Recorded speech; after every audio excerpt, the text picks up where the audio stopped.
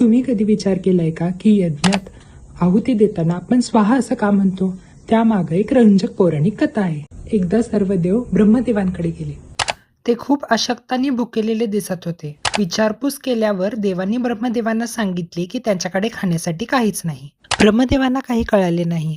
तेव्हा देवांनी सांगितले की भूलोकावर धरती माता मानवांसाठी अन्न पुरवत आहे, पण स्वर्गात आम्हाला खाऊ घालण्यासाठी इथे काहीच नाहीये.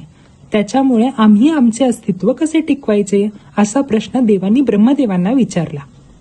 ब्रह्मदेवाने सांगितले की वेदानुसार जेव्हा मानव पृथ्वीवर यज्ञ करतात तेव्हा ते अग्नीद्वारे, जे देवांचे मुख आहे त्याद्वारे अर्पण करतात. अग्नीमध्ये टाकलेली ती आहुती थेट तुमच्यापर्यंत पोहोचते आणि त्या बदल्यात तुम्ही त्यांना वरदानाने आशीर्वाद देता. त्यावर इंद्रदेव बोलले की पृथ्वीवरती मानव यज्ञ तर करत आहेत, पण त्यातून मिळणाऱ्या आहुत्या आमच्यापर्यंत पोहोचत नाहीयेत.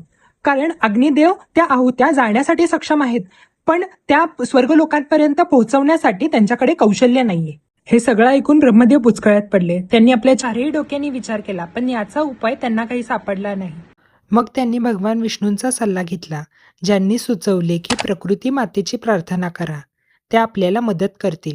तेव्हा सृष्टिकर्त्याने प्रकृतीचे आवाहन केले आणि प्रकृती मातेने एका दिव्य देवीला जन्म दिला. ती यज्ञातील आहुत्या पृथ्वीवरून स्वर्गात पाठवू लागली. जेव्हा ब्रह्मदेवांनी तिला तिचे नाव विचारले तेव्हा तिने तिचे नाव स्वाहा असे सांगितले.